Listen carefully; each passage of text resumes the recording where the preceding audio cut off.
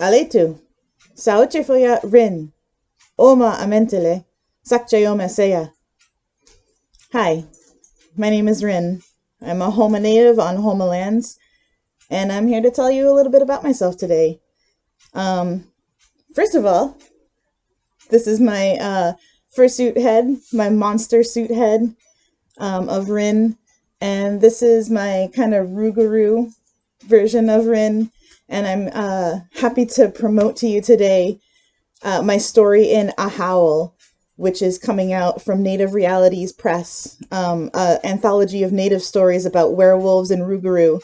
And my story in there is called Book Nashoba, which I created with my friend Kayla Shaggy.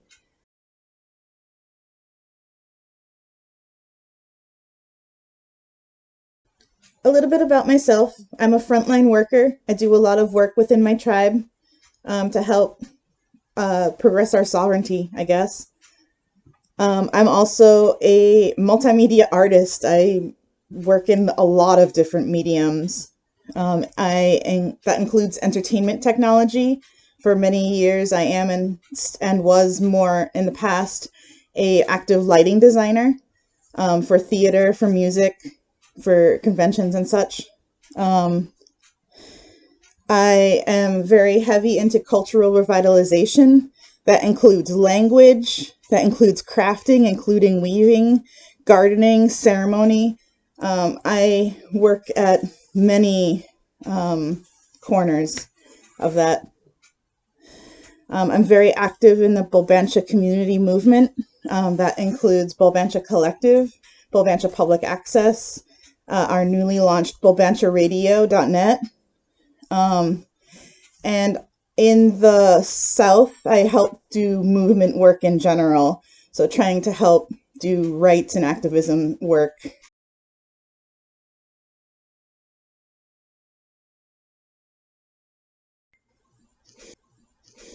When did I start weaving? I think I started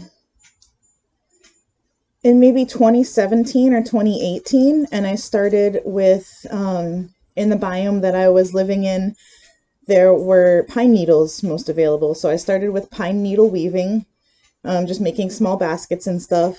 And then when I moved down back here home, I got into palmetto weaving with the palmetto that's down here, harvested in a good way, because it is a threatened species. And a family member didn't teach it to me, but my auntie's like best friend is one of the tribe's culture bearers, and she taught me, and I've been learning from her and teaching since. I learned a couple more basket weaves this summer from some other tribal members. So I am learning from community to keep these ways. We don't have a super ton of weavers in our tribe right now that I can think of off the top of my head. Um, so the teaching of the children is super important for us. And I was happy to help this summer too.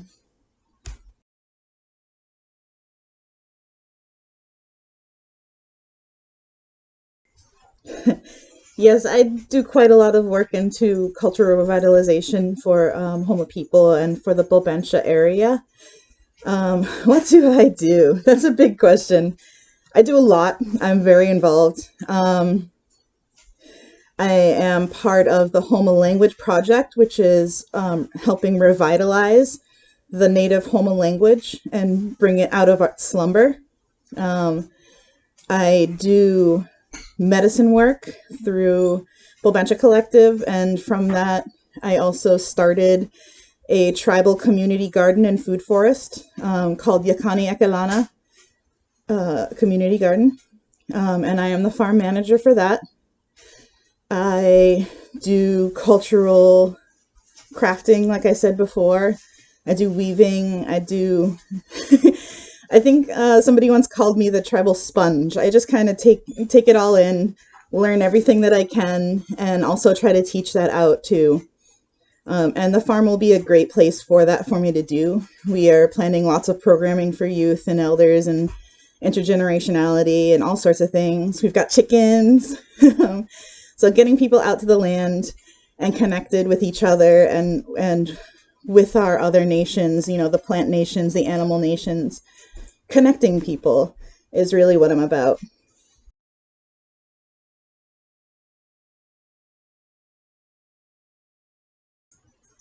What has been the process in learning my tribe's culture?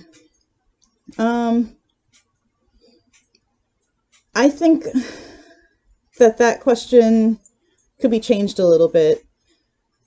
I mean, I used to go spend summers with my family down the bayou, like they're native. It's a different culture from what you would think of. A southeastern culture and native culture is different from what a lot of people think about native culture.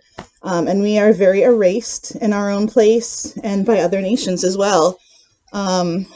So I just want to say that the tribe itself has been going through a great period of cultural revitalization. There are a lot of people that are able to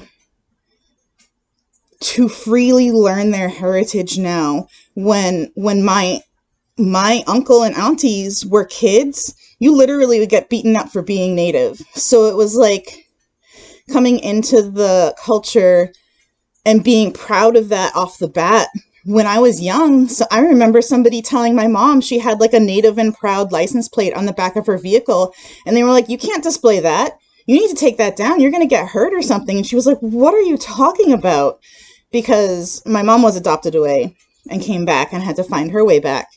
It's a lot of work. And I think that people maybe don't understand that it's a lot of work to reconnect with your family. It's not just about reconnecting with the tribe. It's about reconnecting with your family and finding your family and finding that way and connecting together that way. So we are all learning about ourselves, and I am so proud and happy to be part of that. But you've got to come in a good way. You've got to come humble. You've got to understand the people's realities before you can ever make a judgment. And you've got to listen and honor to your elders. Like, you've got to listen to the elders because they're thinking about the things that they've gone through for you to be here in this way. And honoring those ways is important. It's so important. It's how we move this all forward.